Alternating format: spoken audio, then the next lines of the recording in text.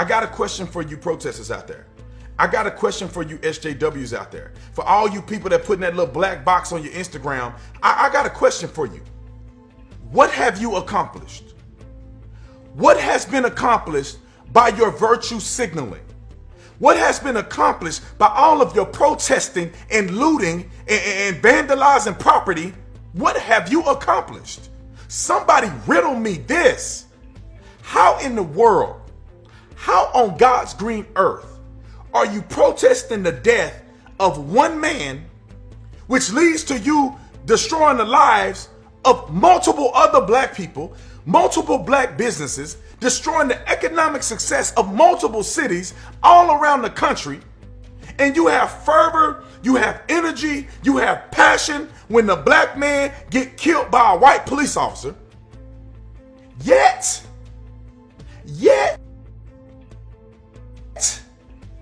when the brother kill a brother, you don't care. When the police officer, former police officer, 77-year-old man, retired captain on the police department, done spent 38 years of his life protecting and serving, show up to a call for service, because you know when you a cop and when you've served people that long, it ain't just a job, it's in your spirit. Show up to protect the pawn shop, being a good Samaritan, a good citizen, a good man, a good father, a good grandfather, a good leader in the community. And you show up because you want a TV, and you take that man's life and y'all video record him losing his life. Nobody renders aid, and the man who did this probably ain't never gonna get caught because y'all won't even snitch. What have you accomplished? What have you accomplished? I'm not understanding the logic behind the way people act today in America. I'm sick of seeing black folks, and I'm white people, I'm gonna get to you next. I'm sick of seeing black folks being so disingenuous, being dishonest about their affairs, that they have the whole world kissing their toenails for falsehoods. Most black people that are honest, I'm not talking about black people that want to be down with the crew, you want to hang out, you want to still keep your black card. I'm talking about brothers that are honest. No, you don't have no negative interaction with police. You may not like that you were stopped on the traffic stop because you know you were speeding, but you didn't think he caught you, but he caught you, and then you want to argue with him as if it didn't happen. Most black people do not have negative interactions with police officers. 44 million black people in the United States of America, and new 2019, 9 African Americans were shot who were unarmed. Everybody knows that just because you're unarmed don't mean you're not a threat. But for the sake of argument, only 9 people have had a negative interaction with a police officer that led to their death out of 44 million black people in this country. Go to 2020, this year, there's been 3, and Breonna Taylor is one of them. And she got caught up in a warrant in the crossfire for miscommunication with her boyfriend, who she didn't tell that she was knee deep in the drug game, and that they're either going to be the police or some thugs coming to take drugs out of the house. He ends up shooting a police officer, and she gets caught in the crossfire. She's added to the statistic. Outside of her, it's been 2. Out of 44 million black people in the United States of America, there's been 2 that have been shot unarmed. And the other 2 people were doing something they had no business doing. And I'm not saying it's justified or not. I don't know. They didn't get charged, so I'm assuming that the justice system determined that it was justified, like all the other justified shootings. But y'all haven't accomplished nothing. You're ruining the reputation of your own people. People looking at TV, watching black people beat the snot out of people, rob businesses, kill other black people with no mercy, pulling guns on black women in parking lots because you're so desperate and deranged and animalistic. And let me get to you white people. White people, I need you to hear me real clearly. You better stop with all of that BS virtue signaling. You saying you have white privilege don't somehow make me feel any better about how racist you are. The fact that you believe in white privilege shows me that you are cognitively dissonant from reality. You are telling black people, when you say you have white privilege or acknowledging your white privilege or that you have it better in life, that you're better than black people, that you're going to go further in life than black people, and that black people need you to somehow acknowledge and give them a handout so they can have a decent life.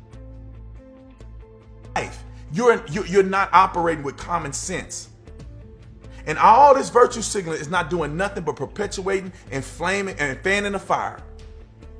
Y'all fanning the fire. Y'all getting on y'all knees on the sidewalk to confess your white privilege. And if none of y'all was racist and none of y'all owned slaves and none of y'all was alive during Jim Crow, then what are you doing? What are you actually accomplishing? Y'all out here protesting in solidarity, putting black little screens on your Instagram account to show solidarity with who? Some of y'all don't even know who George Floyd was. A man that has been in and out of prison, a man that does not care and have total disregard for the life of other people, i.e. when he was arrested for pulling a gun on a pregnant woman during a home invasion.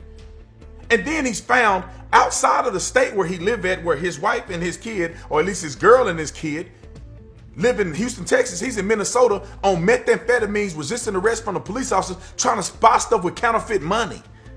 And y'all out here giving life and limb to support somebody you don't even know, to support this idea of oppression in the community that is unsubstantiated. I've been black my whole life, grew up in an all-black community. We not oppressed. We're not oppressed. We oppress ourselves through cultural dynamics that we refuse to identify. It ain't the white man, it ain't the system. The system will make you rich if you do the right things. How do you think Jay-Z? How do you think P. Diddy? How do you think Michael Jordan? How do you think LeBron James? How do you think Madam C.J. Walker in the early 1900s was the first female millionaire to ever exist out of any race? How do you think that Ben Carson got to where he's at? One of the greatest men to ever live. Ben Carson has done things that nobody has done in the whole world. Came from a single parent home. Mama couldn't read. The system ain't against you. You are against you. People are brainwashing you to be against you. They're brainwashing you to be against them. So then they appear to be against you. Wake up, people. I make these videos. I go to war with y'all, for y'all, so that people can wake up like I did. I was a victim of that mentality. Oh, the white man this, the police this, and then I grew up and I grew out. I grew up and I got saved. God changed my heart and I can see things clearly. Ladies and gentlemen, we're not wrestling against flesh and blood. We're not wrestling against racism in this country. We're wrestling against good and evil. People that are good are good. People that are evil, they're going to find a reason to not like you and to do harm to you. Whether it's your race, your nationality, your city, your town, what ward you in. Come on, people. Come on, man. Let's put all this BS behind us. Let's put it all down. Let's stop with the madness. Let's stop with the hatred of the president. Let's stop with the hatred of the white man and the police. Put it down and go look in the mirror.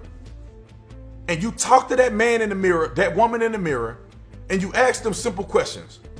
What have I done to make my life better? What have I done to make others' lives better who live around me? What do I plan to do in the future to leave this planet better than it was when I got here? Ask yourself those questions in the mirror. And when you have an adequate answer to those questions and you put that into action, the world will be a better place. If every person does that, everybody, no matter what you did, even if you're in a prison cell, look in your mirror in the prison cell and you ask yourself those questions. And when you have a solution to those questions and you have action behind those questions, the world will be a better place. And you don't need to worry about the government. You don't need to worry about systematic oppression. You need to worry about white privilege and all that other stuff that man put on top of your head to keep you down. You ain't have to worry about all that stuff. You can be free and you can be prosperous. I'm done.